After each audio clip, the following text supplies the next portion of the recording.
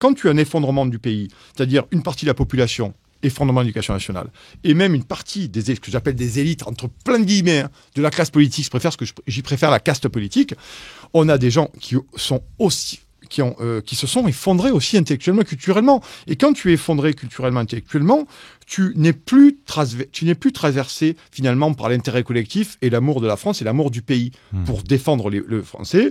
Et tu n'es plus traversé par ça. Enfin, on est passé de Pierre Mendès France à Stéphane Séjourné tout de même.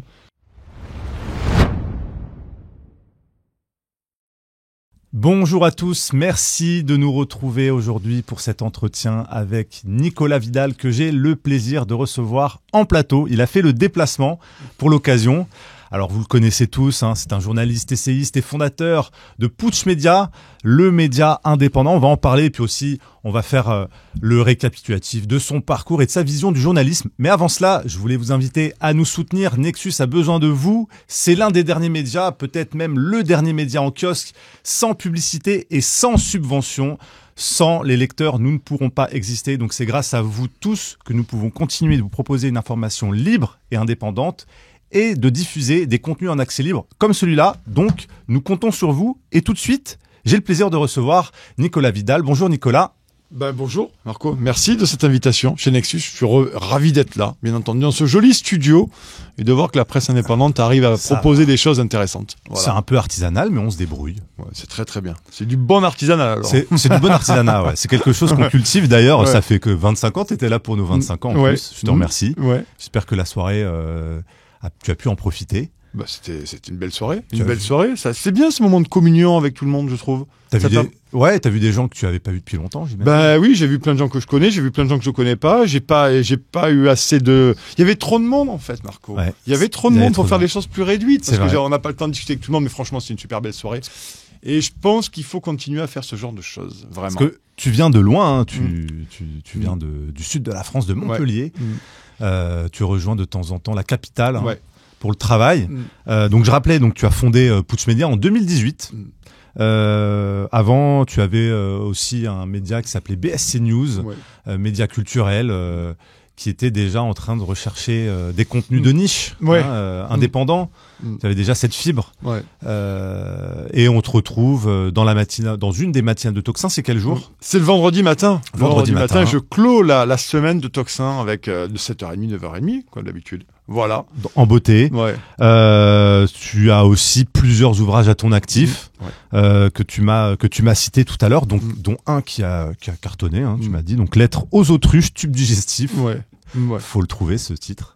Oui, il y a des gens qui m'agacent. Je suis sûr que ta communauté chez Nexus a les mêmes peurs que nous. C'est-à-dire qu'il y a une partie des gens qui veulent pas comprendre. Il y a des parties des gens qui mettent la tête dans le sable. Il y a une partie des gens qui veulent pas voir qu'à un moment donné, la situation du pays, qu'elle soit démocratique, économique, elle est directement liée à des politiques qui sont menées. Et si les politiques menées ne reçoivent aucune contestation populaire, ne serait-ce que par des actions, je ne sais pas moi, sur les services bancaires, économie, ou du moins ne serait-ce qu'essayer de se renseigner. Une action populaire, c'est aussi se renseigner, c'est essayer de devenir citoyen. Et tu as toute une partie de la population qui finalement se laisse aller dans l'apathie. Et ce qui m'agace, c'est l'apathie populaire. Maintenant, je suis vraiment très très énervé là-dessus, donc j'ai écrit 50 pages là-dessus pour parler de ces autruches tubes digestifs que je côtoie, que nous côtoyons tous, et qui manifestement, rien à faire. Mais est-ce que c'est uniquement ceux qui n'ont pas ouvert les yeux pendant la crise sanitaire, ou est-ce que tu parles plus généralement de l'ensemble des gens? Il y a effectivement la crise sanitaire, ça a été un révélateur. On l'a bien vu. À un moment donné, quand tu vas te faire injecter pour aller à chez Basic Fit ou boire un Morito fraise le vendredi soir, manifestement, c'est que ta conscience de citoyen, elle va pas bien loin. Je suis désolé de le dire, ça va en agacer certains, mais c'est comme ça, chers amis. C'est la réalité. Et en fait, la crise sanitaire a permis de montrer en réalité qu'il y a une partie de citoyens qui ont accepté, qui se sont soumis avec beaucoup de bienveillance aux injonctions absolument autoritaires d'un gouvernement et plus largement, en réfléchissant de façon personnelle, Marco. Ouais. C'est-à-dire que la différence entre un citoyen et un individu, l'individu il réfléchit.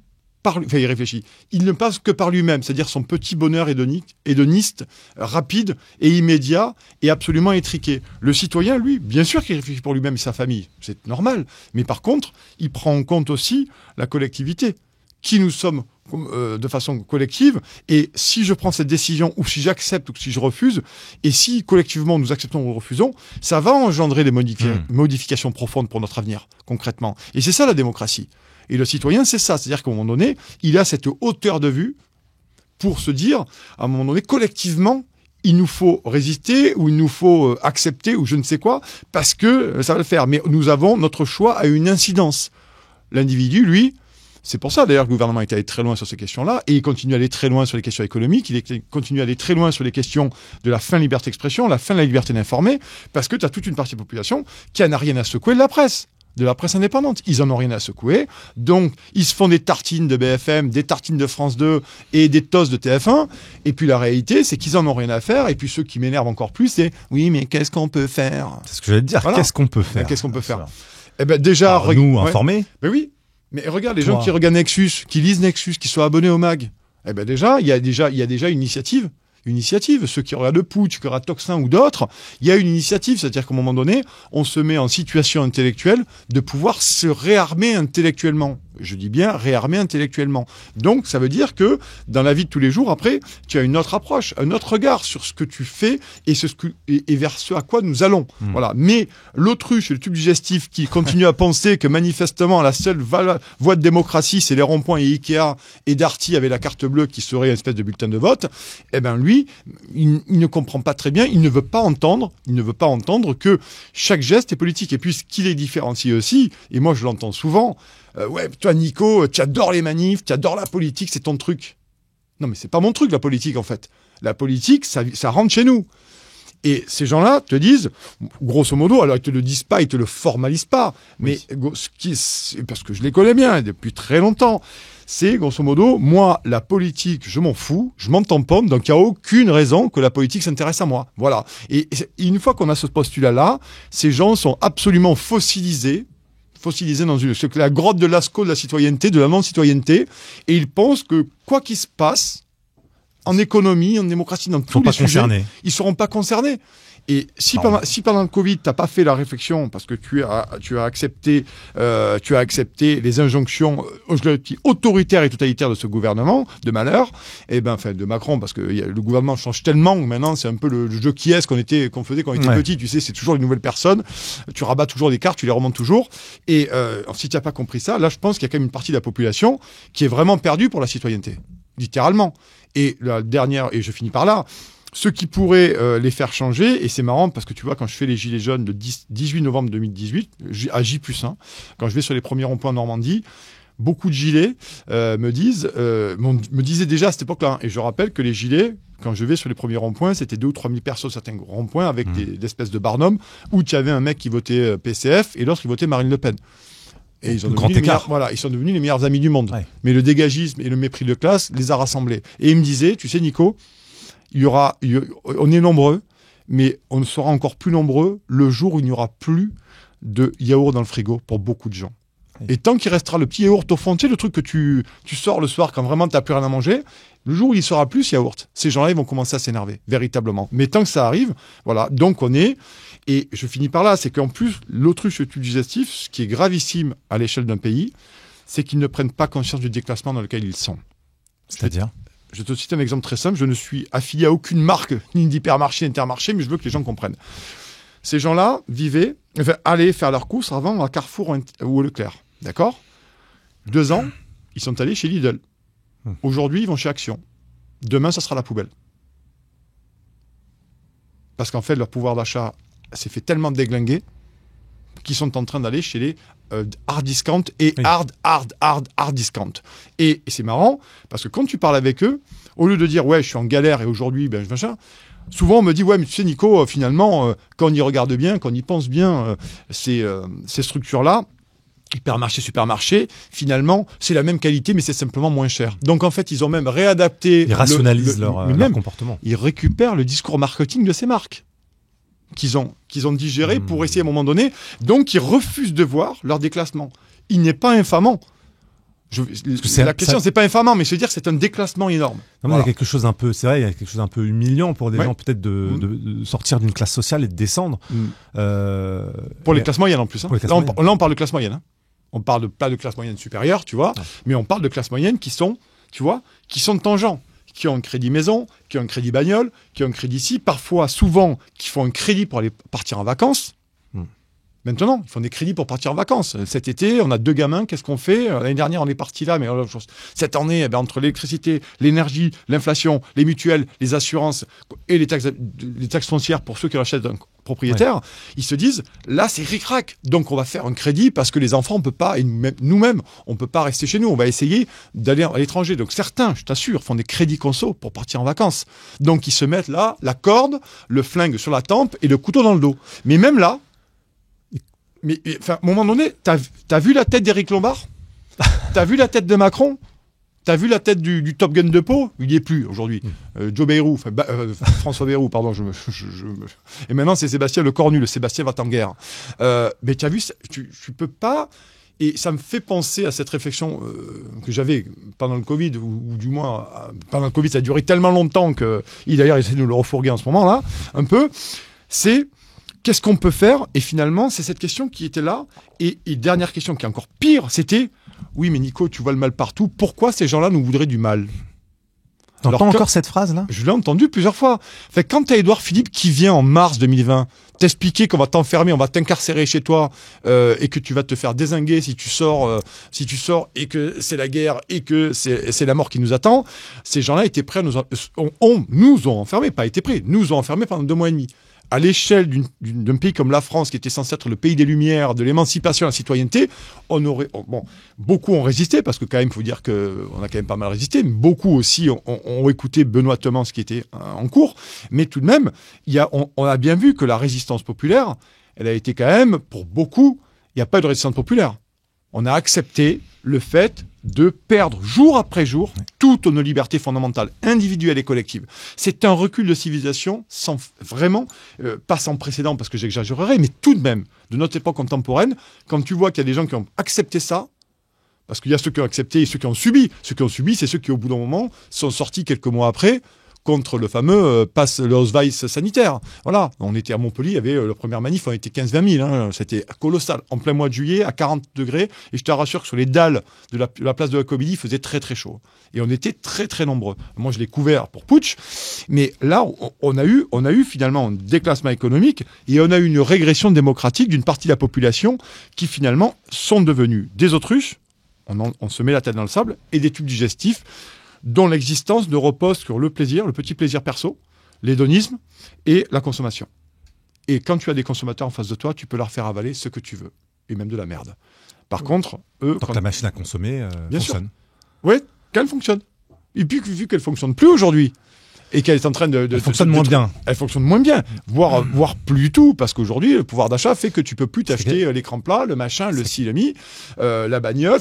Mais qu'est-ce qui fait que les gens, justement, ne sortent pas la tête du sable, puisqu'ils consomment de moins en moins, et pourtant, comme tu disais il y a quelques instants, ils rationalisent leurs conditions sociales. Ben oui, mais ils sont prêts à s'écraser jusqu'à la dernière vertèbre. À aller alimenter la dernière cohorte des 11 millions de pauvres qu'il y a dans ce pays. Oui, parce qu'ils n'ont pas conscience qu'à un moment donné, ils vont basculer.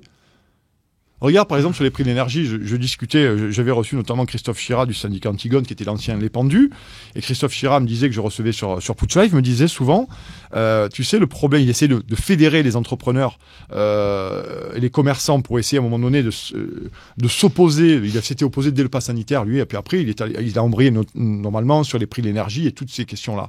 Et ben, il me disait, quand j'appelle les commerçants, ils sont désespérés, mais tout de même, ils arrivent à me dire en fin de conversation que tu sais, moi je vais passer entre les gouttes. Donc il y a aussi cette notion... C'est quoi, c'est l'espoir de cette mythe, voilà, exactement. Ou du moins, éviter que ça tombe dessus.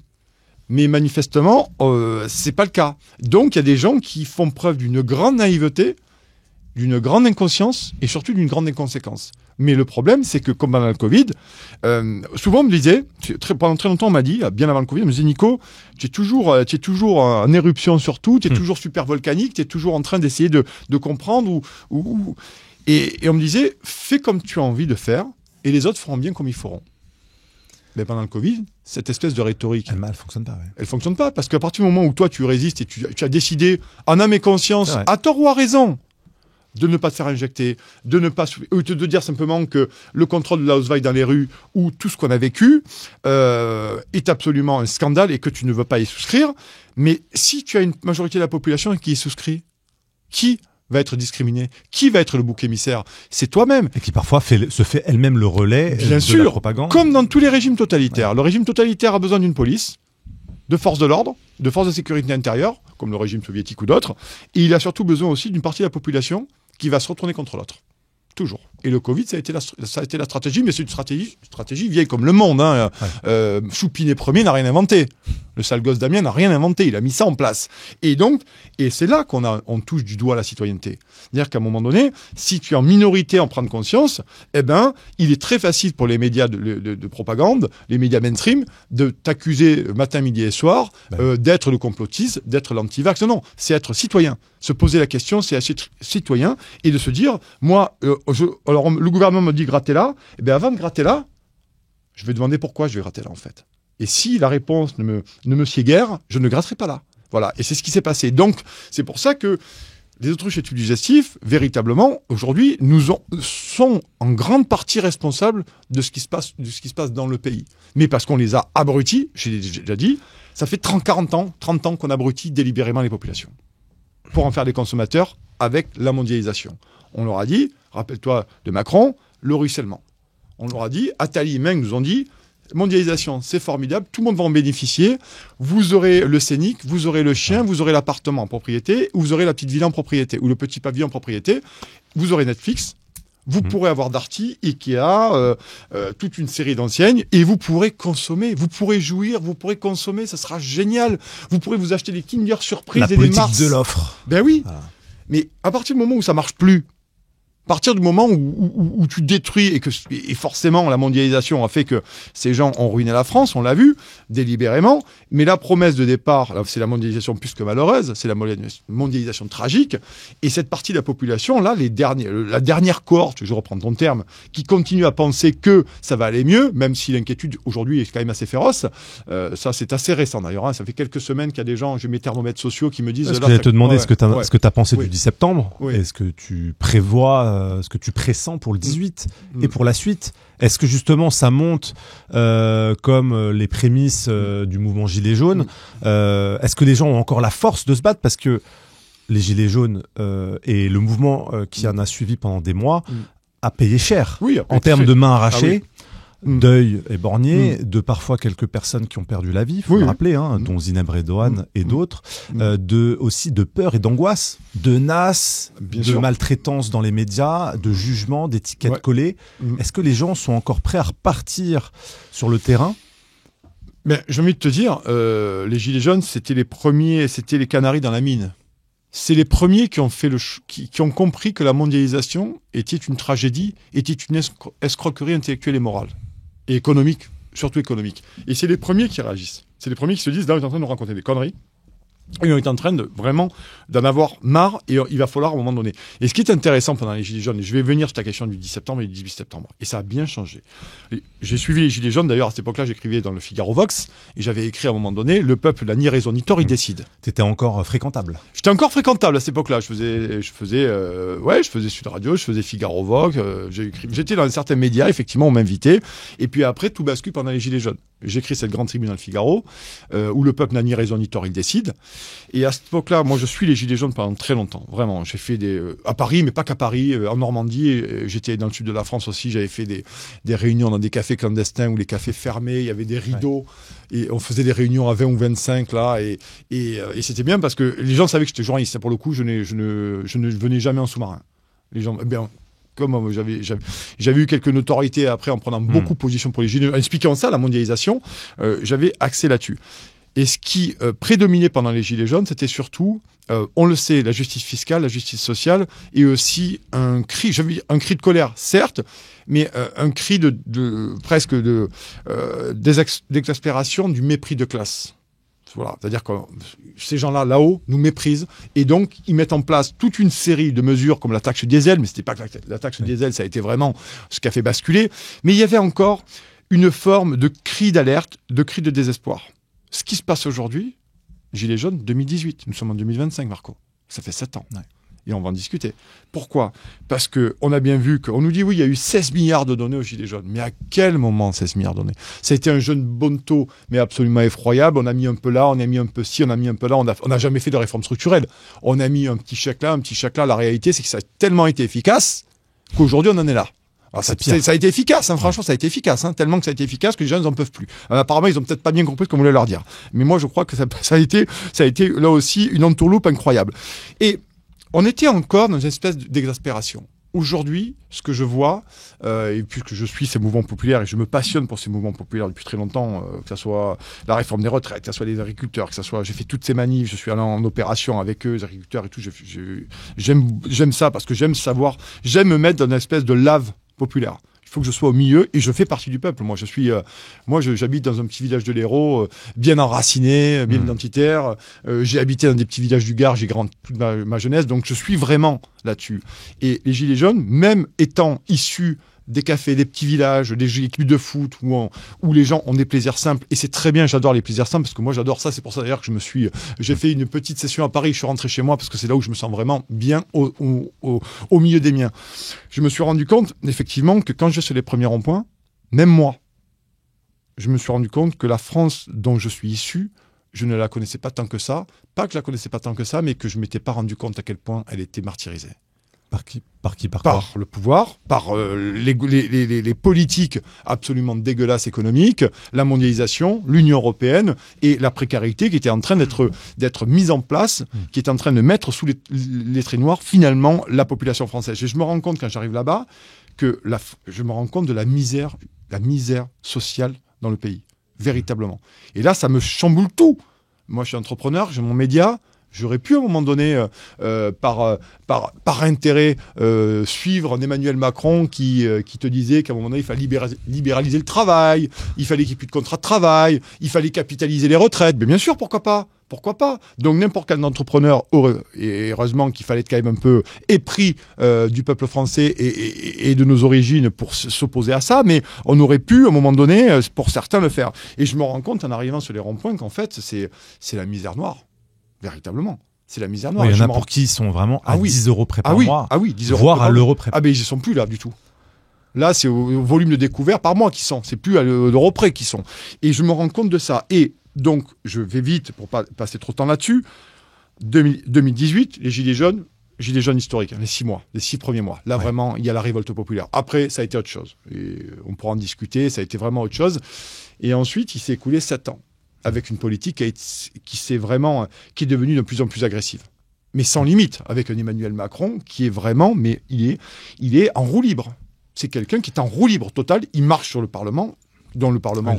Il fait des élections, enfin il provoque une dissolution, il fait des élections, et ensuite il respecte pas le résultat des élections. Oui, de toute façon, il a été élu, ce deuxième mandat, il a été élu. Jamais vu. Un mois après, il a une minorité parlementaire. Il renomme. La réalité, c'est qu'il se fout, en fait, ces gens se foutent de la démocratie. Et puis, on pourrait parler des oppositions qui ont laissé faire Macron. Parce que si Macron en est là aujourd'hui, c'est que les oppositions laissaient faire. Hein. L'un, une motion de censure, l'autre, une motion d'institution, en sachant très bien que celui-là d'en face, il voterait pas. Donc, finalement, 7 500 euros. Hein. Un député, c'est 7 500 euros. Donc, il faut éviter de. Ils ne sont pas à 10 euros près, eux. Voilà. On évite de renverser la table quand tu fais 7 500 balles plus 5 950 euros de frais d'avance sur mandat. Parenthèse fermée. Revenons à nos moutons. Je sais que ça va faire réagir dans le chat, dans les commentaires. Revenons à nos moutons pour le coup. En fait, aujourd'hui, ce qui se passe, c'est mon analyse, n'engage que moi. Aujourd'hui, on est bien au-delà de l'exaspération populaire. Il y a de l'exaspération populaire, c'est évident. Volonté de justice fiscale et justice sociale, c'est évident. Mais aujourd'hui, ce qui a changé, c'est le dégagisme total de la LFI au RN. Les gens ne peuvent plus. Ils ne veulent plus. La classe politique est véritablement haïe. Véritablement haïe. C'est ce qui a changé. C'est-à-dire que la colère populaire de 2018 s'est sédimentée au fur et à mesure des mois. Et cette espèce de fausse opposition politique qui ne joue que le rôle, qui ne joue que la gamelle, la casserole et la poêle pour rester toujours près du banquier républicain payé par nos impôts, finalement, il s'est stratifié, il s'est consolidé un véritable dégagisme. C'est « je me fous de Mélenchon ». Je me fous de Marine Le Pen. Ces gens ne nous sortiront jamais du caniveau dans lequel nous sommes, véritablement. Et ça, c'est ce qui a changé. Et c'est pour ça que ça risque d'être beaucoup plus radical. Et quand tu vois en ce moment les tractations entre tout le monde, pour essayer de récupérer, pour essayer d'être ministre.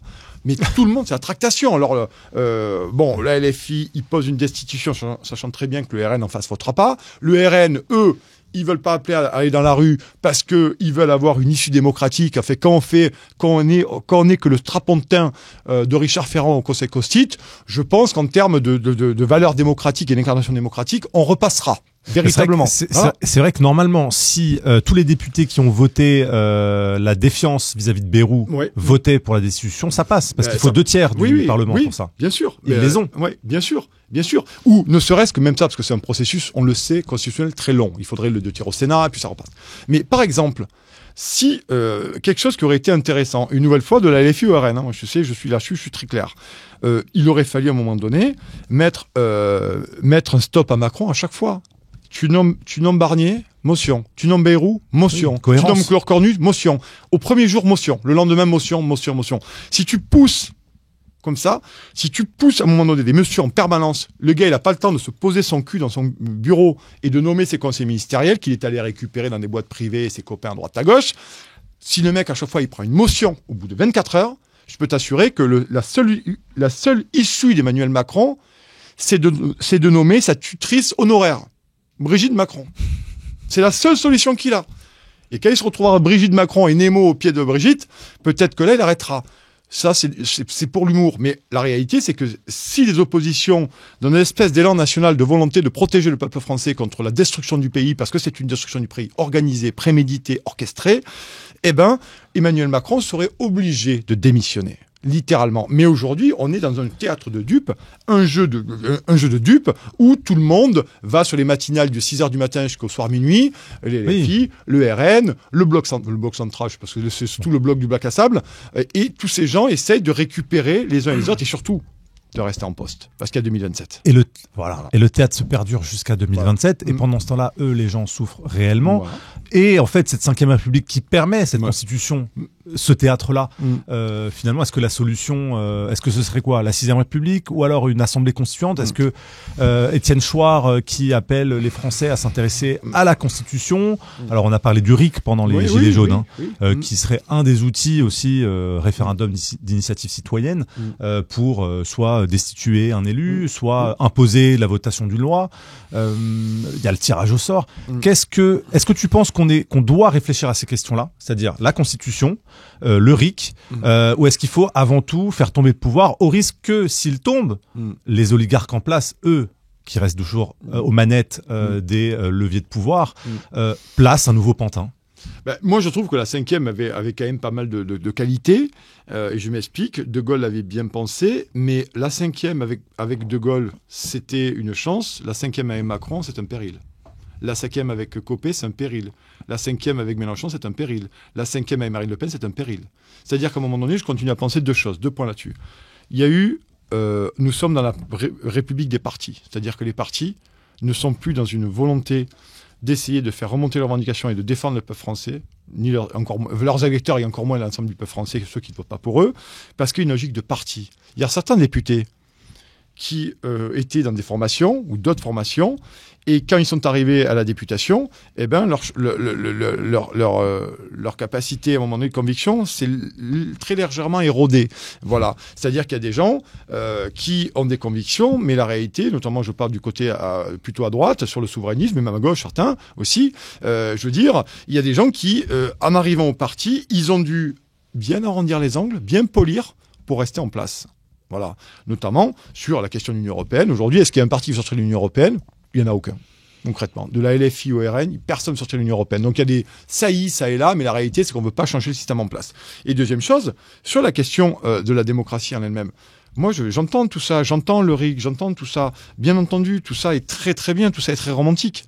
Mais la réalité, on a parlé tout à l'heure longuement des autruches digestifs. Il faut se rendre compte que tu peux faire un RIC permanent, constituant, par clic, par ce que tu veux, ou par quartier, par village, par rue. Il y aura toujours un problème, à un moment donné, de gens qui n'en ont rien à foutre. Voilà. Toujours. C'est un problème. Après, la question, c'est aussi, je continue à penser qu'il y a eu, comme une partie de la population, il y a eu un effondrement intellectuel et culturel des hommes politiques et des femmes politiques. Ça fait 20-30 ans qu'on a abruti le niveau intellectuel de ce pays. Toi qui es un homme de lettres. Oui, dans ce pays et surtout, être, on a vu des ministres quand même. On voit des ministres secrétaires d'État. mais ça vole. Quand il secoue la tête, on entend la mer, quoi. On va être clair. Et on a donc, quand tu as un effondrement du pays, c'est-à-dire une partie de la population, effondrement de l'éducation nationale, et même une partie des, ce que j'appelle des élites, entre plein de guillemets, de la classe politique, j'y préfère la caste politique, on a des gens qui sont aussi, qui se sont effondrés aussi intellectuellement, culturellement. Et quand tu es effondré culturellement, intellectuellement, tu n'es plus traversé finalement par l'intérêt collectif et l'amour de la France et l'amour du pays pour défendre le français. Et tu n'es plus traversé par ça. Enfin, on est passé de Pierre Mendès France à Stéphane Séjourné tout de même. Stéphane Séjourné, le ministre des Affaires qui lui sont très étrangères. Et j'en pourrais en citer plein. Et on est arrivé là. Je cite lui parce que je pense à lui, mais il y en a plein. C'était Bruno Le Maire. Oui, il y a le Brun-Pivet, il y a le Casse-Noisette, Bruno Le Maire aussi, Antoine Armand. Enfin, on a eu quand même, on peut en citer plein. C'est vrai qu'en 8 ans, on a vraiment pris les pires, quoi. Mais on a pris les pires, on a pris surtout dans la gueule cet effondrement de ces élites-là, qui, quand je pense que tu es asséché, tu es aride intellectuellement et surtout culturellement, après, tu te tournes mécaniquement, me semble-t-il, vers des intérêts privés, un intérêt perso, une carrière politique. Et tu te fous littéralement de ce qui se passe dans le pays, mais par contre, tu apprends sur les plateaux à donner le change que ça t'intéresse. Voilà. Et on se retrouve là. Et le problème, c'est que c'est assez général. Donc l'idée même d'une 6e République, d'un RIC, oui, tout ça est très bien. Le RIC, mais en fait, on a le référendum en France. On a un référendum. En 2005, les Français votent non. Il n'a même pas été... C'est vrai qu'il n'a pas été respecté, c'est vrai. Mais il a l'initiative du pouvoir, du président. Oui, mais c'est ça. Mais à 54%... c'est vrai qu'il y a 20 ans... le traité constitutionnel... ne devait pas passer. Exactement, 54%. On a été trahis par la droite et la gauche en 2008 au congrès de Versailles avec Nicolas Sarkozy, avec Talonnette. Voilà. Et là, est-ce qu'il y a eu du monde dans la rue en 2008 après le congrès de Versailles? On aurait dû être 20 millions. 20 millions. Mais même moi, le premier, j'étais pas dans la rue. À cette époque-là, T'avais voté à l'époque déjà? Ah oui, j'avais voté. Ah oui, j'ai voté. De toute façon, tout le monde sait que j'ai voté contre le traité. C'est évident. Je crois que ça fait absolument aucun doute. Est-ce que tu avais senti à ce moment-là? J'avais 25 ans à l'époque. Ouais, on était plus jeunes, donc on se préoccupait moins. Mais t'étais quand même assez investi de la j'ai pas politisé parce que j'ai jamais été dans aucun syndicat. J'ai jamais été dans aucun parti pour le coup, ça c'est vrai. J'ai jamais eu, même un étudiant à la fac, j'ai jamais eu de truc. Mais je savais bien qu'à un moment donné, ce qu'on nous vendait me posait quand même quelques problèmes. T'as compris là que vraiment il y avait un vol démocratique? Oui. Bon, en 2008, mon éducation faisait qu'à la maison j'étais quand même extrêmement renseigné et il y avait beaucoup de débats politiques et d'imprégnation politique et de ce que ça pouvait représenter. Donc j'avais cette chance-là, ce qui n'est pas le cas de tout le monde, et moi j'ai eu cette chance-là. Mais j'avais déjà compris, mais surtout au-delà de ça, oui ou non, peu importe, mais en 2008, ce viol démocratique, on aurait dû être 20 millions dans la rue. S'opposer à ça fermement. C'est la clé de voûte dans la démocratie, le référendum. Donc le RIC, je veux bien, mais si tu as une classe politique, le RIC, on va faire quoi? On va se réunir sur des assemblées tous partout. Je le vois partout, je connais ça par cœur, on en a beaucoup parlé, j'ai beaucoup réfléchi là-dessus. Et puis après, moi je donne mon avis d'analyste politique. Mais la réalité, c'est que si tu as une classe politique complètement bâtardie, littéralement bâtardie, soit on arrive dans une espèce de micro-société où tout le monde dans son coin fait sa micro-société, enfin, il faut faire nation. C'est vrai. Et Jean Jaurès disait, le dernier refuge du pauvre, c'est la nation. Et la nation, c'est ça. Mais le problème, c'est que nous sommes aujourd'hui dans une partie de la population qui n'en a rien à faire, littéralement, hop, on s'en fout. L'autre qui est engagé soit à droite, soit à gauche, ou de façon citoyenne, à partisan. Et puis on a une classe politique aujourd'hui, et c'est ça la question que tu me posais, la différence entre les gilets jaunes et aujourd'hui 17 ans, 18 septembre, c'est qu'on a une classe politique aujourd'hui, on le voit, mais vous avez rien compris les amis. Vous êtes sur les plateaux télé, mais c'est hallucinant. Ce qu'on entend sur les plateaux télé, c'est hallucinant. Donc on est dans la tambouille politique, on entend des gens, ça fait 8 ans qu'ils sont au pouvoir, oui, mais nous devons donner aux Français l'espoir, oui, mais nous allons faire ça parce que, et on a l'opposition qui répète toujours la même chose, alors l'un sur l'immigration, l'autre sur autre chose, et en fait, c'est vraiment des espèces de totems, comme ça, qu'on met sur les plateaux télé, et ça ne fait rien changer, parce que le Cornu, combien de temps il va rester, Macron, combien de temps il va rester, et l'Union Européenne, combien de temps on va y rester dedans, et on est né là, donc on est complètement pris comme pas tous, mais comme des lapins dans les phares d'une bagnole. Et la réalité, c'est que la question qui se pose aujourd'hui, c'est s'il n'y a plus, et ça, je veux finir là-dessus. La réalité, pour conclure là-dessus, c'est que il me semble aujourd'hui qu'il n'y a plus d'incarnation démocratique et incarnation politique. Que ce soit des gens qui soient plutôt à droite, plutôt conservateurs, ou plutôt à l'extrême gauche ou à la gauche. Il y a, à mon sens, bien sûr qu'il y a des militants, bien entendu, mais tout de même, la grande majorité de la population, et on l'a vu pendant 30 ans quand même, ou 20 ans d'abstention absolument fulgurante, et d'ailleurs, je noterai qu'au passage que les dernières législatives, il y a quand même un énorme taux de participation. C'était le dernier coup, ça. C'était le dernier coup. Parce que quand les gens ils se sont dit, tiens, il y a dissolution, juillet 2024, on va aller voter pour le candidat qui nous pense représenter au mieux nos idées, et que l'autre, là, il nomme 3 premiers ministres et qui demande rien à personne et qu'il écarte tous les partis d'opposition, que ce soit du NFP ou RN. Qui ont fait les plus petits scores. Voilà. Et ils continuent à rester. Et eux ne s'opposent pas. Alors si, ils s'opposent sur le plateau télé, ça gueule, ça fait des tweets, ça prend des petits webmasters pour faire des petites capsules sur les réseaux sociaux pour dire regardez ce que j'ai dit sur LCI, regardez ce que j'ai dit sur CNews, regardez ce que j'ai dit sur France Info. Ah, je l'ai allumé, hein. Ouais, mais t'as allumé quoi en fait? T'as allumé qui? T'as allumé 3400 milliards d'euros de dette, t'as allumé Fitch, non, c'est Fitch qui nous a allumé. Et donc, on se retrouve dans la fin de l'incarnation politique. Et ça, c'est grave. Parce que quand t'as plus l'incarnation politique, tu ajoutes à ça une petite pincée de non-consentement à l'impôt, mais ça donne quoi? Ça peut pas bien finir. Ça peut pas bien finir, et je continue à regarder, à avoir le radar sur ces plateaux télé, parce que ça me fait chier, mais c'est comme ça, et je me dis, mais ils n'ont absolument rien compris. De la droite à la gauche, ils n'ont rien compris. Oui, mais au-dessus, parce que c'est des marionnettes qui sont téléguidées, mais au-dessus, ces oligarques qui, eux, finalement, je finis par croire, même être convaincu, que c'est ce qu'ils veulent, que ça finisse mal. Moi, alors, c'est une question qu'on me pose souvent. Moi, je crois pas, concrètement. Alors, partons du principe que ils veulent que ça finisse mal. Je pense que ils ont pas mis les pieds dans une manif depuis un moment, et ils n'ont jamais mis les pieds dans une révolte populaire ou dans des assemblées citoyennes où les gens sont extrêmement énervés. J'ai fait les gilets jaunes comme beaucoup de journalistes. Je peux t'assurer qu'à quelques reprises j'ai vu à quoi pouvait ressembler la violence populaire. Je pense que si mais ça les arrangerait quand même, parce que c'est le terrain qui maîtrise le mieux la violence. Je pense pas, mais quand à un moment donné on ne gouverne jamais impunément contre son peuple, parce que le jour où le peuple sort de son lit, je pense que tout devient incontrôlable. Et ne serait-ce qu'en répression en force de l'ordre, je note quand même que ça fait quand même 2 ou 3 ans ou 4 ans peut-être, que le nombre de démissions chez les policiers et les gendarmes est colossal. C'est 4000 en police et 5000 en gendarmerie, ou vice-versa. Faut pas oublier que c'est le deuxième métier où il y a le plus de suicides, après le métier d'agriculteur. Bien sûr. Donc ils souffrent, ils sont très mal payés. Ah oui, ils sont très mal payés. Bon, on voit de temps en temps les gugus qui font les cow-boys et qui sont les plus acharnés. Mais il faut voir les 99% derrière qui subissent la violence institutionnelle qui vient du ministère de l'Intérieur. Bien sûr, bien sûr. Toi, tu penses que ce corps social peut lâcher? Le corps social peut lâcher. Un gouvernement, un pouvoir comme avec Macron, ça tient sur quoi? Ça tient sur la propagande des médias et sur une garde prétorienne. C'est une garde prétorienne. Donc, quand ta garde prétorienne, elle est très limitée, parce que dans mes communautés, je pense que sur Nexus, pareil, moi, j'ai pas mal de policiers et de gendarmes qui nous regardent, et ils m'envoient des messages en DM, ils me disent, Nico, il faut savoir qu'on n'est pas tous comme ça, et qu'à un moment donné, nous aussi, on n'en peut plus, on a des enfants, on a des traites, et qu'on ne veut pas taper sur la population française qui en peut plus, et dont on trouve légitime les revendications. Et parce qu'on en fait partie. Et à un moment donné, le pouvoir des médias, et la garde prétorienne, c'est tout. Donc ce pouvoir, et là-dessus, si ces gens s'amusaient à faire le pari du chaos, je pense qu'ils gagneraient, ils tiendraient pas très longtemps. Ils tiendraient pas très longtemps, parce qu'une population qui sort massivement comme les gilets jaunes, rappelle les gilets jaunes. Ils ont eu peur. Il y a eu un jour où ils ont eu peur. Ils ont même très peur. Exfiltrer Macron. Oui. Bon. Oui, ils ont eu très peur. On va dire que ça peut leur échapper. Ils jouent aux apprentis sorciers. Ça leur échappera. Ça leur échappera. Sûr et certain, ça leur échappera. Mais est-ce que c'est véritablement le dénouement dont on a envie? Personne n'a envie de ça. Non, pas du tout. Personne n'a envie de ça. Mais alors, comment... Après, c'est la porte ouverte à n'importe quoi. Parce que le souci, c'est qu'on a des médias on dit plus personne ne regarde les médias, mais malheureusement, on voit encore qu'ils ont de l'influence dans ce pays. On voit qu'ils arrivent très facilement à jeter de l'huile sur le feu, sur les communautés, sur les divisions sociales, et malheureusement, la population se polarise, comme tu disais tout à l'heure. Les gens se polarisent dans les idées et dans les actes.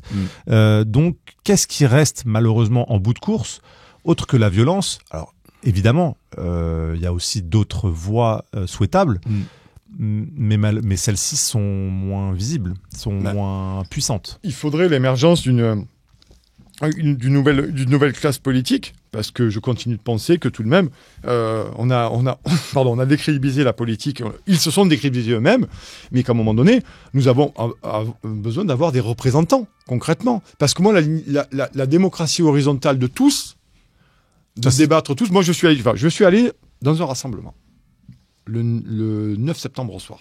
J'ai assisté à 100 personnes, où il y avait une AG, et c'était la question du mode d'action, du rapport qu'il devait avoir aux médias, de ce qu'il fallait dire, quelles étaient les revendications. Mais ça a été un bordel pendant 1h30.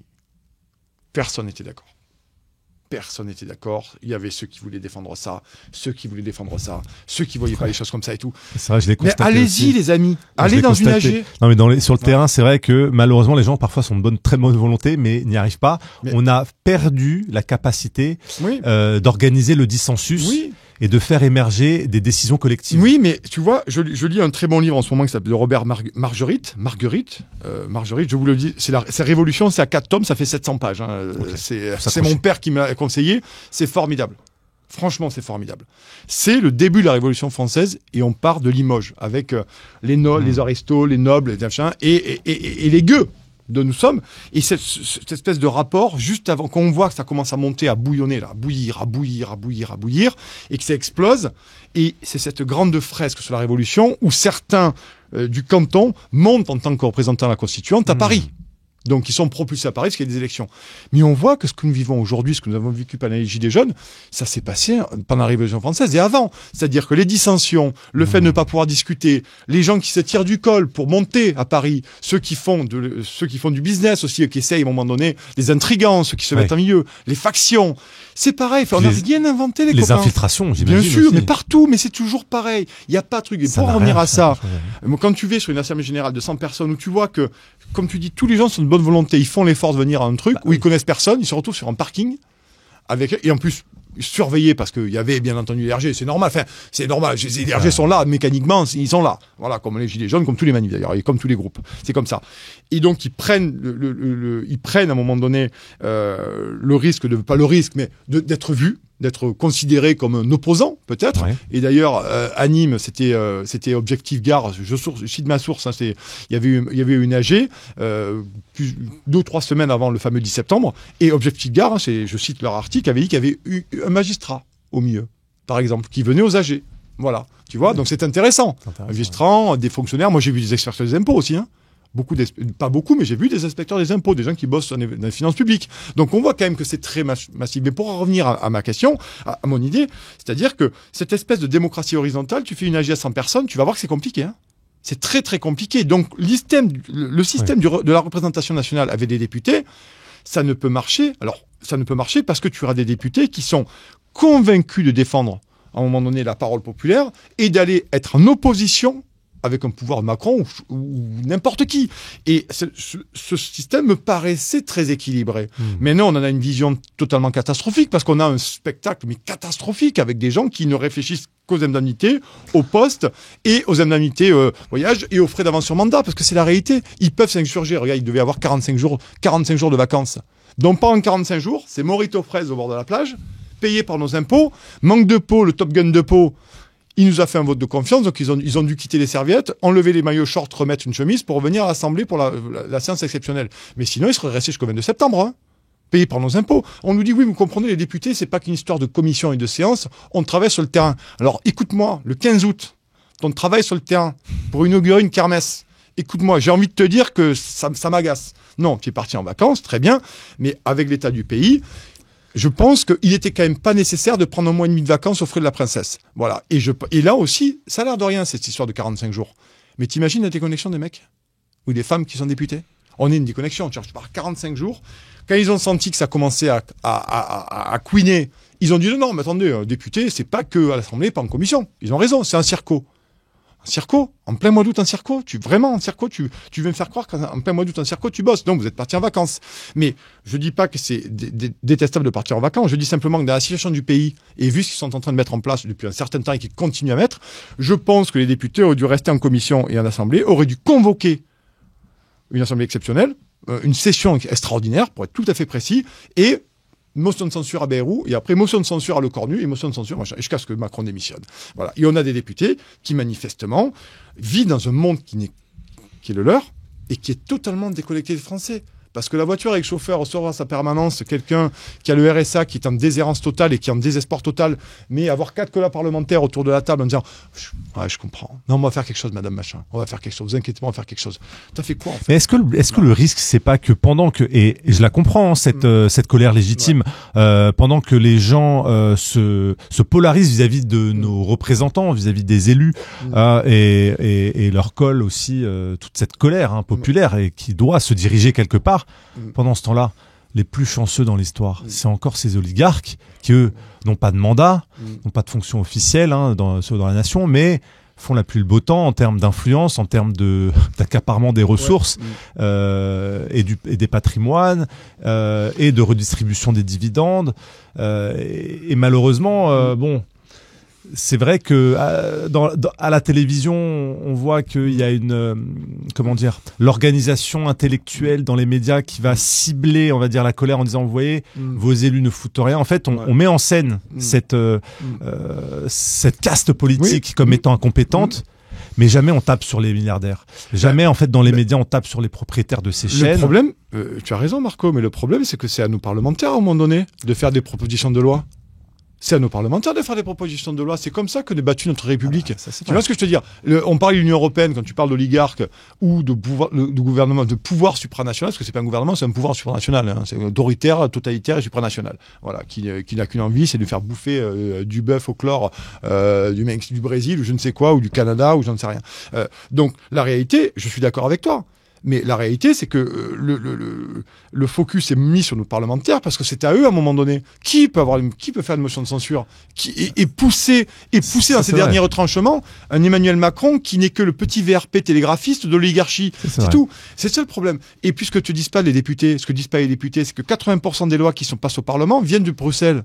C'est ça la réalité de l'histoire. Donc à un moment donné, et puis personne n'est pas sorti de l'Union européenne, donc on se retrouve dans une impasse politique incroyable, une impasse démocratique. Oui, c'est ça, en fait, c'est comme si tout avait été organisé pour que cette impasse soit devant nous et que personne ne puisse avoir de solution. C'est un bac à sable, l'Assemblée nationale. C'est un spa. C'est un spa avec un super bar où les mecs, il faut voir les articles de France Info qui datent de février dernier, où ils se mettent des torgnoles au pinard qui sont incroyables. Et c'est pas moi qui le dis, c'est France Info. Les députés parlementaires qui tiraient des rails tiraient des rails de coque dans les chiottes pour certains. C'est pas moi, c'est France Info. En disant certains que si on fermait le bar le soir, il n'y aurait pas de session nocturne. Ils ne viendraient pas. Ou certains qui buvaient 4 ou 5 verres entre chaque vote. Et on te dit, il y a un rouge et un bleu, ils n'arrivaient pas à voter. Tu m'étonnes qu'ils n'arrivent pas à voter. Ils sont en 5 verres de pinard. Ils ont 2 fois plus de pinard dans le sang que de boutons sur leur table. Donc, on est dans une espèce de décadence, une espèce d'une fin de l'ancien régime, et ces gens ne se rendent pas compte dans quel monde ils vivent. Alors, ils te répètent à longueur de journée, oui, mais moi, je suis dans ma circonscription, je connais mes citoyens, pas mes administrés, mes citoyens, et donc, ils vont toujours l'espèce de jeu de la proximité. Mais la question de fond aussi, toi, tu parles d'oligarchie, c'est l'Union européenne, effectivement, parce que c'est l'Union européenne avec les intérêts qui sont très là. Bien sûr. Mais on est écrasé, littéralement. Regarde les agriculteurs. On est des agriculteurs, formidable. On est en train de les massacrer, mais les massacrer. Qu'on soit pour ou pas. Enfin, les agriculteurs, pour moi, c'est souveraineté alimentaire et sécurité alimentaire. C'est vrai. Qu'on ait des divergences sur... Peu importe. Mais c'est ça, la réalité. Et puis surtout, c'est notre savoir-faire, Marco. C'est vrai. Moi, je suis petit-fils de vigneron. Je connais l'agriculture, j'habite dans des territoires très agricoles, et c'est notre savoir-faire, c'est notre artisanat, c'est vraiment notre artisanat. Et c'est ceux qui peuvent, au moment donné, nous protéger d'un conflit où on aurait encore une certaine souveraineté alimentaire, le beurre, d'accord ? Et la France, c'est quand même l'un des pays européens avec énormément de terres cultivables. On pourrait être autosuffisant. Bien oui. Alors, je vais citer par exemple, on parle de ça. On a eu donc le Mercosur, d'accord ? Les agriculteurs 2024, ils s'énervent. Ils ont bien raison, enfin légitimement, à un moment donné, on est en train de vouloir les fusiller. Donc, ils avaient quelques regains de soubresauts pour essayer de dire non, on n'a pas envie de mourir. Bon, peu importe. Donc, on a eu toute cette séquence où Macron, rappelle-toi, au champ de l'agriculture en 2024, bras de chemise, bras de chemise, en tapant sur le coin de truc, machin. L'opposition politique, oui, contre le Mercosur. Macron voit bien comment ça montait. Bon, on a eu une répression agriculteur aussi qui a été incroyable. Via les agriculteurs, ils n'ont pas pu, les mecs de la CR de Pau, quand ils sont montés, on les a arrêtés à 300 km de Paris dans des situations absolument inadmissibles. D'ailleurs, ça n'a pas posé problème, ils étaient à l'intérieur. Et d'ailleurs, Otaïeul en fait pareil en janvier. Donc, les parlementaires, et Macron leur dit, bon, allez, on va faire un vote. On va aller à l'Assemblée, vous allez tous poser vos petits culs, là. Désolé d'être un peu vulgaire, et on va faire un vote pour ou contre le Mercosur. Vu la pression populaire qu'il y avait, tous les députés, cette fois-ci, ça a été une des seules fois où ils étaient 577, hormis celui qui avait un rhume, mais ils ont tous été là, devant les caméras, salle des 4 colonnes, tout le monde a répondu à sa question. Et ce qui est formidable, c'est que le vote en question n'était absolument que consultatif. Ils auraient pu danser la Macarena de République à Bastille en string, ça aurait été pareil. Ça aurait été juste plus marrant. Et donc, les gens sont allés, et ils sont venus nous dire sur les plateaux, certains députés RN, victoire avec une bouteille de champagne. Enfin, je sais pas. Attends. Vraiment, il faut que tu sais bien que c'est du cinéma, ça. Et donc, saboté, tac. Après, il y a eu Annie Genevard qui est arrivée à l'agriculture, comme les autres, peu importe, Annie Genevard ou pas. Annie Gucci, d'ailleurs, c'est intéressant de voir l'affaire Annie Gucci, c'est intéressant. Et là-dessus, on se rend compte que le Mercosur continue à faire son chemin, puisque je répète à nos téléspectateurs que le Mercosur, les traités commerciaux, c'est la compétence exclusive de la Commission européenne. Les États n'ont pas leur mot à dire et il sera appliqué aux 27. Voilà. Et donc, le gouvernement sent que ça continue à monter, parce qu'il y a eu le janvier dernier, ça a été moins fort, mais le janvier dernier, en disant, nous ne laisserons pas faire. Vous allez voir, on va négocier, la France ne laissera pas faire, le Mercosur, vous allez voir, il faut sauver nos agriculteurs, tatati. D'ailleurs, c'était en janvier 2024, c'était Gabi Meule-de-Foin, rappelle-toi Gabriel Attal, sur une meule de foin avec son truc et tous ses conseillers, le préfet là, comme ça. C'est pour ça que j'appelle Gabi Meule-de-Foin depuis. Voilà, il nous a fait toute une mise en scène, c'était... Arrêtez. Une bonne mémoire. Non, mais arrêtez, les conseillers émissariats, arrêtez vos bêtises. Ça marche plus, c'est nul. En même temps, faites-le parce que moi, ça me donne des petits sobriquets à chaque ministre. Enfin, peu importe. Passons. Je fais très vite là-dessus. Ensuite, ils ont essayé de se parer en disant, on n'en restera pas là, la France va imposer ses vues et au niveau de la Commission européenne, au Conseil européen, nous allons dire que non. Voilà. Le Mercosur, il y a 10 jours est passé, le lendemain matin, Macron reçoit Ursula von der Leyen, dont on n'a toujours pas les textos envoyés à Albert. Ouais. Il la reçoit, il lui tape la bise, et vas-y Ursula, comment ça va et tout. Et il la reçoit à grande pompe. Et les députés, ils ont fait quoi? Personne n'a rien dit. Donc moi, la question fondamentale de comment aujourd'hui nous pouvons appréhender la démocratie, le système a été très bien fait. C'est les gens qui le composent, c'est les gens qui se sont bunkerisés dedans, qui ont tout travesti. C'est ça le problème. C'est-à-dire que c'est une histoire d'éthique. Comme nous, journalistes, Marco, tu le sais aussi bien que moi, c'est la déontologie et c'est l'honnêteté. C'est l'honnêteté, la déontologie, de travailler sereinement et surtout en étant le plus honnête possible. Alors nous, on a un repère, les journalistes, la charte de Munich, ça être un peu défendu. Pour eux, ça s'appelle le peuple français, en fait. Mais apparemment, ils l'ont oublié. Ce serait un peu l'étalon du... Bien sûr. Le problème, c'est que le peuple français, il est bringue-ballé entre des infos de médias milliardaires qui les martèlent, qui les assènent de propagande, les nôtres, Putsch Média, Nexus et tous les autres médias alternatifs, dissidents, indépendants, qui sont beaucoup moins audibles, mais de plus en plus quand même. Oui, on le voit. Audibles, mais par contre puissants dans la capacité que les gens ont de se mobiliser sur nos émissions. C'est vrai. Les gens qui restent émissions et qui regardent les autres sur Nexus, ceux qui lisent le magazine, se mobilisent plus que les autres. Ils se mobilisent plus intellectuellement, c'est-à-dire qu'ils lisent le truc, ils écoutent le truc. Enfin, c'était comme moi qui avait Olivier Véran à la télé, ou quand il y a Éric Lombard. Moi, je préfère aller faire la vaisselle quand je le vois à la télévision. Tu vois, je suis pas mobilisé sur Éric Lombard, je suis pas mobilisé sur Agnès Pannier-Runacher, quoique parfois, elle est quand même au-delà de tout. On arrive à des niveaux stratosphériques que je pensais pas que l'âme humaine pouvait y arriver, mais apparemment, elle y arrive en permanence, elle repousse les limites. Mais nos médias, aujourd'hui, les gens sont mobilisés puisqu'ils sont intéressés par les invités que tu reçois, par les articles qui sont proposés, que tu sois d'accord ou pas d'ailleurs. Et d'ailleurs, soyez pas d'accord, c'est encore mieux. Exactement. En fait. Mais le but, en fait, parce qu'un monde où tout le monde est d'accord, c'est une dictature. Bien sûr. Le but, c'est de savoir organiser le dissensus. Et d'ailleurs, c'est ce que c'est Euro Disney. C'est Euro Disney. Et c'est la confrontation des points de vue de cette confrontation-là qu'il peut y avoir l'émergence de quelque chose de collectif. Et d'ailleurs, c'est ce que je voulais te demander. Est-ce que tu as cité cet ouvrage tout à l'heure qui t'a beaucoup inspiré? Oui, Robert Marguerite, Révolution, c'est ça? Révolution, le premier, un 4 tomes. Où tu retrouves finalement les âgés des Gilets jaunes de 2 siècles auparavant. Oui.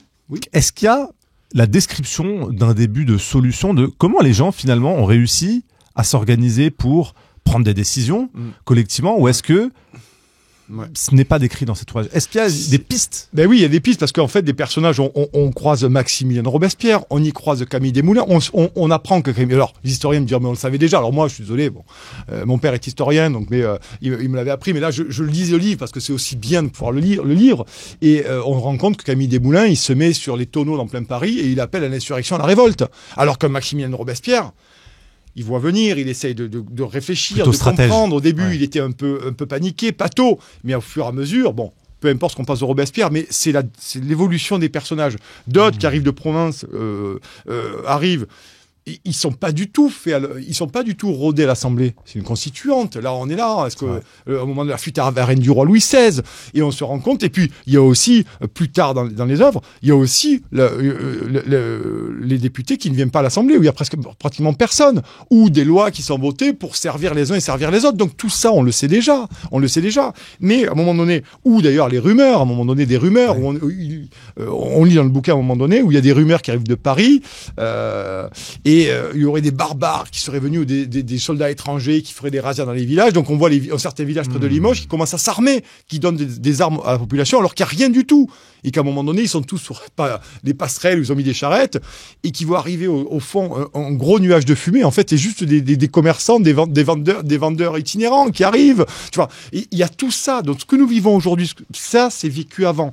Mais après, il y a des personnalités qui émergent, comme dans tous les mouvements, on rappelle les Gilets jaunes, avec la réforme des retraites, les agriculteurs et les personnalités qui émergent, et ces personnalités, au fur et à mesure, si elles sont suivies, elles sont amenées à remplacer les gens qui sont là. Mais on ne pourra travailler sur une démocratie, on ne pourra pas travailler sur une démocratie si on n'arrive pas à un moment donné à former des citoyens. Il n'est pas question de faire de la propagande, mais l'éducation nationale doit être là, et c'est plus le cas aujourd'hui, il faut le dire. Voilà, la méritocratie républicaine, où n'importe quel enfant d'une famille modeste ou aisée pouvait se mélanger et pouvait apprendre la même chose avec les mêmes chances de réussite, et pouvait accéder et bonifier finalement la génération et l'arborescence et l'arbre généalogique en étant mieux payé, et surtout en étant beaucoup plus alerte et devenir beaucoup plus citoyen. Et ça, aujourd'hui, c'est cassé. Par contre, eux, là-haut, ils sont pas dans l'école publique. Ils sont pas en privé. Ils sont en privé hors contrat à l'étranger. Bien sûr. Alors, contrat, c'est pas contrat, mais des lycées privés, lycée français de Madrid, lycée français de New York, lycée français de Pékin, de Singapour, ce que tu veux. Tu vois? Voilà. Eux, ils ont compris. Donc, c'est une espèce d'endogamie permanente. Mais est-ce que ça peut changer? Ça, j'ai envie de te dire que, bien malin, qui te dira comment ça peut changer, quand est-ce que ça peut changer? C'est ce que j'évoque dans mon livre La tempête qui vient. Comment, à un moment donné, l'exaspération populaire peut se transformer en révolte, et comment la révolte, aussi, à un moment donné, peut apporter un nouveau modèle. Moi, je pense qu'un nouveau modèle, c'est pas tout de même un nouveau modèle qu'il faut amener. C'est qu'à un moment donné, l'incarnation politique, il n'y en a plus. Donc, qui est l'incarnation politique? Qui, à un moment donné, pour remplacer? Qui pour essayer d'avoir l'intérêt collectif chevillé au corps et l'amour du pays avec tout ce que ça représente?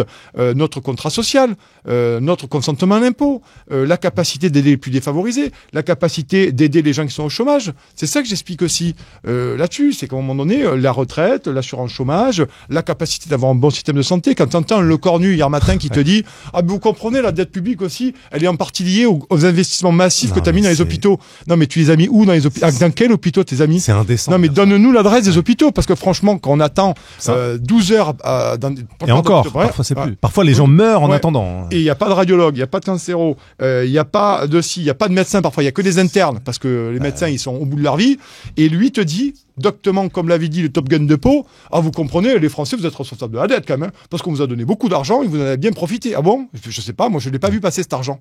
Et lui nous dit pareil. Donc c'est provocation. Il oublie de dire qu'il y a eu plusieurs centaines de milliards qui sont partis dans les entreprises et les évasions fiscales. Oui, il y a beaucoup de choses qui sont parties d'entreprises. On a filé beaucoup d'argent en Ukraine. Quand je dis entreprise, c'est les très très grandes entreprises. Oui, parce que les gens ne pensent pas aux petits entrepreneurs. Non, je suis un petit entrepreneur, moi, tu sais. Ou aux TPE, PME, bien sûr, on le sait. Mais il y a tout ça aussi. Il y a énormément d'argent qui a été dilapidé sur plein de sujets. Énormément d'argent. Les agences d'État, c'est 93 milliards d'euros. La transition écologique, c'est 40 milliards d'euros par an. Ce sont les accords de Paris. On attend toujours de voir où est-ce qu'ils vont cet argent. Voilà, c'est tout. Et les cabinets de consulting. Bah oui, c'est pareil. Plusieurs milliards. L'audiovisuel public, c'est 4,3 milliards. D'ailleurs, moi, je conseille. Pour voir ce qu'ils produisent avec cet argent. Alors moi, je serais un peu pour la privatisation des médias publics, notamment pour France Inter Bobo, puisqu'ils ont la meilleure matinale de France. La plus grosse audience, c'est une espèce c'est une éruption populaire de plaisir, de joie et d'allégresse pour Léa Salamé et toute la bande.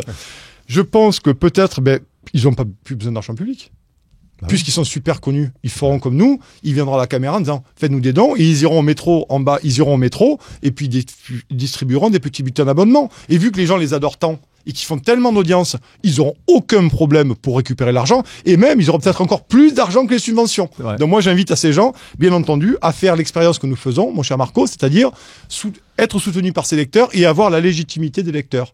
Ce qu'ils n'ont pas eux d'ailleurs, mais peu importe. Voilà, donc on se retrouve dans une situation absolument catastrophique et l'incarnation politique aujourd'hui. Et moi, ça m'inquiète beaucoup Parce que quand tu n'as plus d'incarnation politique, c'est la porte ouverte à n'importe quoi.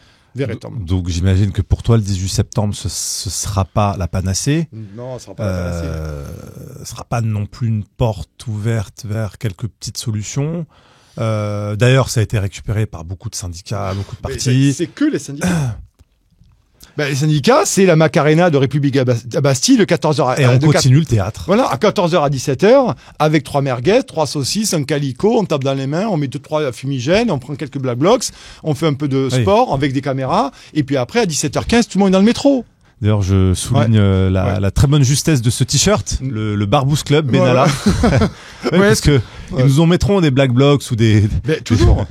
Et donc, les syndicats sont finalement les soupapes de sécurité. C'est les soupapes de sécurité. Ça fonctionne. Parce que, regarde par la réforme des retraites. Je parle de l'émérite Sophie Binet. Ces gens ont enterré la réforme, ont enterré littéralement la contestation. On peut en parler. J'ai des copains à la CGT, en plus j'ai des copains chez FO, j'ai des copains un peu partout. J'ai pas un problème, mais on en parle très librement ensemble et de face à face en plus. Je leur dis, ces gens ont enterré la réforme des retraites. Vous avez fait le 1er mai. Vous nous avez fait un petit coup le 6 juin. On s'entendait tous à avoir une grande réunion intersyndicale le soir pour nous dire quelle va être la prochaine date. Exactement. Et là, on nous a dit sur Twitter, je sais, je suivis ça par cœur. Bon, la prochaine fois, la rentrée va être très très très chaude. On va se revoir début septembre. Alors, entre le 6 juin et début septembre, il n'y aura rien. Donc, la retraite sur 64 ans, ça va passer. Et ils sont allés faire les paillassons, je suis désolé, ils sont allés voir, à cette époque-là, c'était Elisabeth Borne. Et ils sont allés à Matignon. Début septembre, avec leur dossier, tu sais, tous devant la truc, ils prennent en photo, ils font toutes leurs déclarations en sortant. Oh, on n'est pas content du tout. Oh, le recul des acquis des travailleurs. Ouais, d'accord, ok, qu'est-ce que ça a donné? Rien du tout. La retraite est passée à 64 ans. C'est ça la réalité de l'histoire aujourd'hui. Donc les syndicats, je suis désolé, même s'il y a des amis syndicalistes qui regardent cette émission, posez-vous les bonnes questions, les loulous. Posez-vous les bonnes questions. C'est-à-dire que c'est du désamorçage de plan social. Il faut des gens qui désamorcent.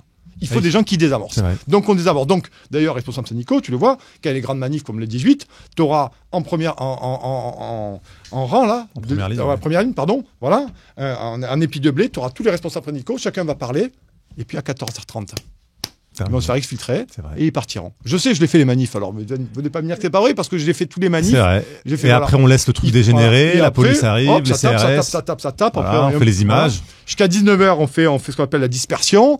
Il y a des feux de poubelle, ça casse dans les rues. Tout est bien coordonné. Hein. Voilà. Donc, et le soir, ils nous diront, ouais, mais on va se retrouver, on va se revoir. Ouais, on va se revoir quand? Au prochain cocktail de Seb Le Cornu. Oui, si tu veux, pas de problème. La réalité, c'est que les syndicats sont là aussi pour désamorcer ce qui est en train de se passer. Et sur la réforme des retraites, c'est passé. Sur l'assurance chômage, c'est passé. Sur la casse du droit du travail, c'est passé. Là, aujourd'hui, ils vont faire la saisie des prud'hommes à 3 mois, Marco. À 3 mois. Moi, Alexandra Dupuis, qui est une très excellente avocate spécialisée en droit du travail, qui a été aussi de soutien des Gilets jaunes. Alexandra me dit, en 10 ans ou 15 ans que je suis avocate, je ne pensais jamais avoir une destruction du code du travail comme je l'ai. Je suis dans les prud'hommes tous les jours. Aujourd'hui, à 3 mois, c'est impossible techniquement de saisir un avocat. Un avocat ne peut pas présenter des contradictoires en 3 mois. C'est pas possible. Et puis, il faut que le salarié aussi se remette psychologiquement du licenciement abusif. Et puis, il faut qu'il ait 3 ou 4 000 euros. Parce qu'au-delà de 3 mois, c'est fini. Ah, mais tu peux plus saisir. Tu peux plus saisir. Donc, tu prends ton pouce et tu le suces. Voilà. Et tu t'en vas. Donc, c'était 2 ans. Puis, ça a été 1 an. Puis maintenant, ça va être 3 ou 4 ou 3 mois. Donc, c'est absolument techniquement impossible de saisir les prud'hommes à 4 mois. Impossible. Et en plus, c'est pas une saisie. C'est une saisie avec contradictoire. Alors je passe le contrôle d'Alexandra qui va regarder l'émission probablement, elle le dira, mais grosso modo c'est ça. C'est-à-dire que tu saisis, mais il faut faire le contradictoire en saisissant, il faut quand même justifier de la saisie. Donc il y a du boulot, donc il faut le faire. Il faut un dossier, il faut que tu récupères les pièces, il faut que tu vois tout un avocat, il faut payer aussi, accessoirement. Oui. Faut payer. Donc ce qui rend la procédure plus difficile, ce qui rend aussi le travail. En fait, finalement, tout ça, c'est pour casser toujours les mêmes personnes. C'est pour ubériser. C'est pour ubériser. C'est pour ubériser la société. Et donc, ce qu'avait dit Borne pendant la réforme des retraites, au début de la mobilisation qui était un peu forte, en disant, de toute façon, on va laisser manifester, bloquer les usines. Dans une semaine, ils auront faim, ils auront plus à bouffer, donc ils retourneront bosser. Mais ça, c'est pas elle qui l'a dit. Enfin, c'est très cynique, mais c'est malheureusement. C'est toujours pareil. C'est comme ça. Voilà. Ils vont faire la grève, ils mettront des palettes, des pneus, et qu'ils en ont brûlé 200 tonnes, et ben ils retourneront travailler parce qu'ils n'auront plus à bouffer. Est-ce que ce sera pas ça le moment le plus efficace quand les gens n'auront plus à bouffer? C'est pour ça que je m'inquiète pour ça. Moi, en tant qu'observateur politique, je m'inquiète aussi de cette inertie à vouloir écouter les gens, à les réprimer quand il faut les réprimer, parce qu'à un moment donné, on refuse que ce retour du peuple soit sur la table, et donc on discrimine on insulte, on diffame et surtout, on interdit le droit au peuple français d'être excédé et de donner son opinion, alors que la souveraineté populaire, c'est absolument la clé de voûte de notre pays. Et donc maintenant, on te délégitime même le fait que tu puisses penser autrement que les gens qui sont en place. C'est terrible. C'est une discrimination totale à un moment donné de la capacité à prendre les gens pour des citoyens. On prend des gens pour des imbéciles, on les prend pour des débiles, soit des fascistes, soit l'extrême gauche, soit ci, soit mi. Donc on incite tout le monde, concrètement. Le 10 septembre, au début, rappelle-toi, c'est la révolution arc-en-ciel. Au début, c'était les gros fachos. Et puis après, ça a été les gros gauchos. Alors, début juillet, c'était Nicolas Quipé, c'était les gros fachos. Et puis après, ça a été Mélenchon, les gros gauchos. Surtout, c'était en fait pour saboter le mouvement, en essayant de déstabiliser les Français qui voulaient sortir. Et en leur disant, vous vous rendez compte, ce qui va se passer, ça va être terrible. Hein. Et puis si jamais vous y allez, ça va être compliqué. Parce qu'il va y avoir, on va mettre 8000, je sais pas combien il y a mis de policiers. Bruno Retailleau. Bruno Retailleau. Oui, c'est dissuasif. Ah ben c'est dissuasif. Mais on a en tête. Il y a eu 5000 blessés pendant les Gilets jaunes. Oui, c'est dissuasif, c'est sûr. C'est sûr que même nous, en tant que journalistes, moi qui étais là-bas. Et puis aujourd'hui, le schéma du nouveau maintien de l'ordre t'implique littéralement comme acteur. Si tu te mets sur une manifestation, il faut savoir qu'avant tu étais protégé. Maintenant, tu te retrouves entre un cordon de CRS et une foule. Si jamais tu te mets au milieu, tu peux être déjà bousculé, concrètement, et même interpellé. Parce qu'on peut t'accuser d'avoir entravé le bon fonctionnement des manœuvres de maintien de l'ordre. Que tu devras prouver devant un juge. D'accord ? Moi, un journaliste était protégé. Tu te fais ton travail. Ça s'appelle le nouveau schéma du maintien de l'ordre. C'était sous Darmanin, ça a été revu récemment. Ouais. Donc aujourd'hui, en tant que journaliste, tu peux être interpellé et tu dois prouver que tu étais journaliste sur place et que tu faisais ton travail, parce que sinon, tu seras considéré comme faisant entrave à la bonne stratégie du maintien de l'ordre sur le moment. Alors, c'est terrible ce qui se passe en France. Je pense qu'il faut se rendre compte de ce qui se passe en France aujourd'hui. Aujourd'hui, nous, journalistes, on craint énormément autant que les manifestants sur place. Ouais, c'est vrai. Voilà. Voire peut-être plus, parce que parfois ils sont pris pour cible, les journalistes directement. On avait eu quand même l'exemple à travers quelques cas assez emblématiques. Moi, je me souviens d'un ami journaliste qui était en plein direct et qui a été ciblé. Ou des contrôles d'identité. Hein. Ça, c'est plus classique, bien sûr, mais c'est... Quand tu as le brassard presse, le casque presse, la petite cartounette là, autour du truc, et qu'on te met sur le côté, qu'on te vérifie ta carte d'identité et qu'on te la prend en photo, tu es journaliste... C'est un fichage. Voilà. C'est quand même assez dissuasif. Toi-même, t'as fait... moi, j'ai été contre la manif, et j'étais très clairement... parce que souvent, on te dit, vous êtes journaliste, mais on ne voit pas que vous êtes journaliste. Là, manifestement, moi, j'ai la carte avec le numéro derrière, même le courrier du machin qui atteste bien que j'ai un CPPAP, machin et tout, du ministère de... Bon, je fais les choses bien. Et le brassard presse orange fluo et le casque presse, quand vraiment je sens que c'est un peu chaud, le casque presse, machin. C'est pas normal d'être mis par côté, d'être comme monsieur contrôle de police. Ben d'accord, mais moi, je fais mon travail, en fait. Voilà, c'est tout. Donc, moi, je veux bien que ces gens fassent leur travail, mais nous aussi, on fait notre travail et que là, on arrive dans un truc qui est véritablement une dérive autoritaire. Et ça, depuis les Gilets jaunes, pas depuis un matin. Depuis les Gilets jaunes, ça, c'est 2018, donc on est en 2025, ça fait un petit moment. Tout depuis la il y a une appréhension forte aujourd'hui dans la manifestation, même pour nous. C'est vrai. C'est vrai que même on n'y va pas sur rien. Ah bien sûr. Moi je me souviens, j'y suis pas allé depuis quelques années. Il y a 2-3 ans, il y a encore 2 ans, dès que je sortais, je m'équipais, comme tu dis, de casques. De petites fioles de sérum physiologique, parce que quand tu te bouffes... C'est par destination, ça, aujourd'hui. Mais non. Selon sur qui tu tombes au contrôle, ça peut être comme si on te l'enlève. Le sérum phy. Oui, on pourra t'enlever, oui. C'est terrible. Franchement, c'est terrible. Les masques aussi. Les masques. Ouais, les masques pour se protéger de des gaz lacrymaux. Un par destination aussi. Ça dépend sur qui tu tombes, c'est pas la même. Bien sûr, mais en tout cas, on t'enlèvera, ouais. On t'enlèvera. Mais alors qu'on vient juste faire notre travail au milieu des gaz, quoi, c'est tout. Ouais, parce qu'ils savent comment on va montrer l'envers du décor.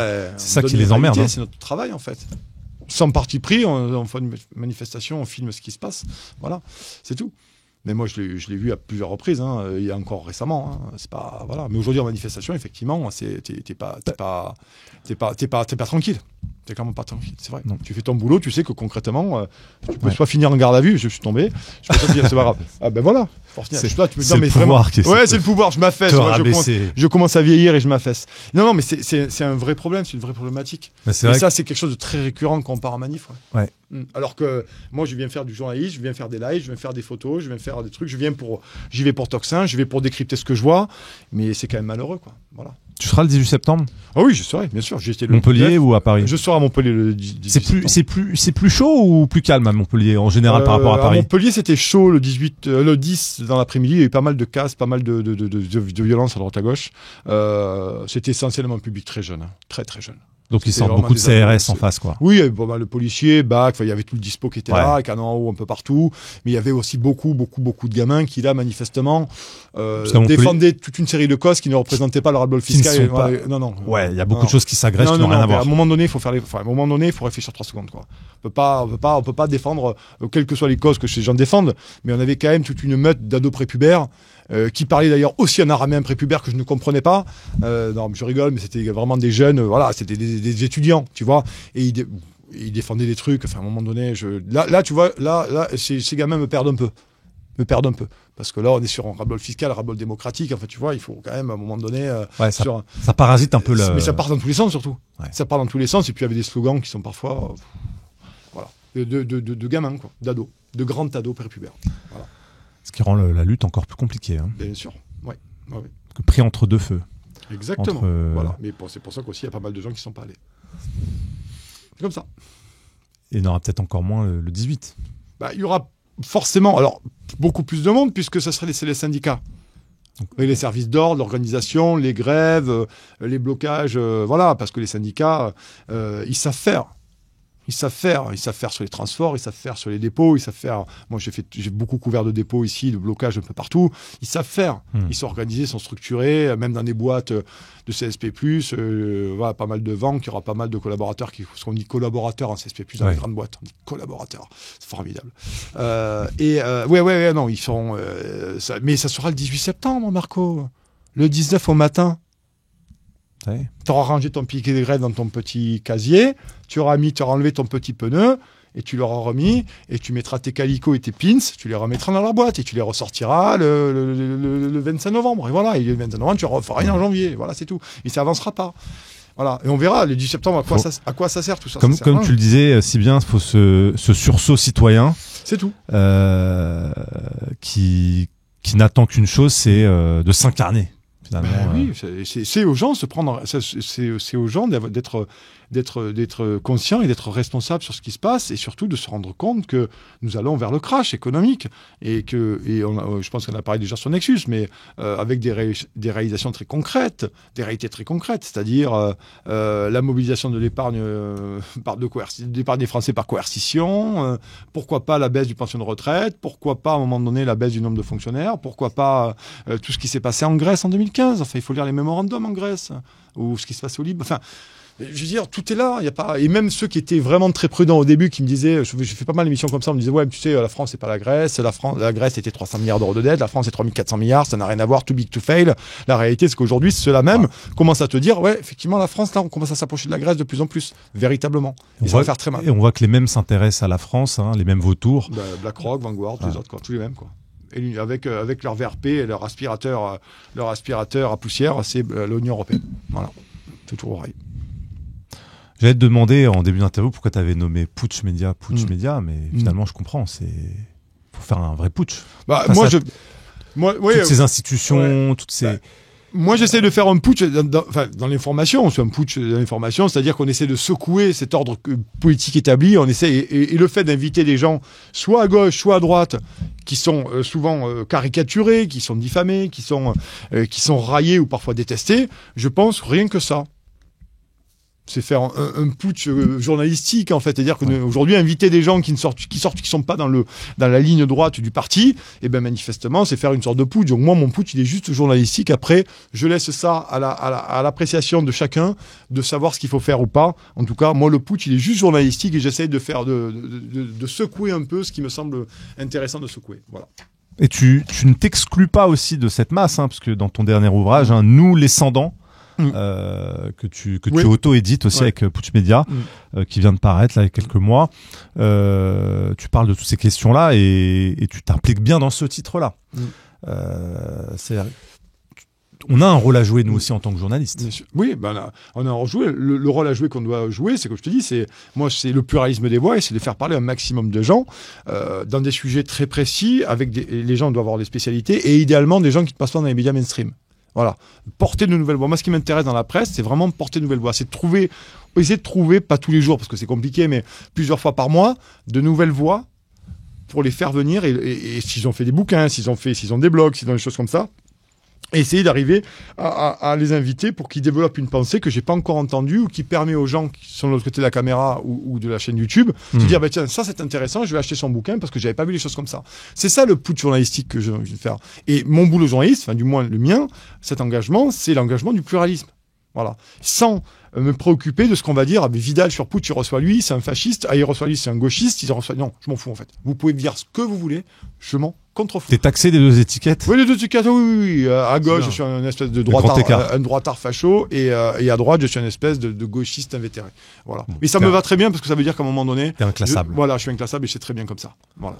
Ça montre aussi l'ouverture d'esprit et c'est ce que doit être aussi normalement le travail de journaliste. C'est un chercheur. C'est ça. Chercher un peu à droite, à gauche, au milieu, peu importe. Il n'y a pas besoin de rester dans une communauté. J'ai un tamis éditorial, il y a des choses qui me semblent intéressantes, il y a des idées qui me semblent intéressantes, il y a des structures de pensée qui sont intéressantes, et des gens qui sont intellectuellement, me semble-t-il, fiables et fluides aussi, de manière à pouvoir répercuter une pensée. Et après, c'est aux lecteurs, et aux téléspectateurs, aux auditeurs de faire leur propre idée. Moi, je ne prends pas les gens pour des gros cons, ni des abrutis.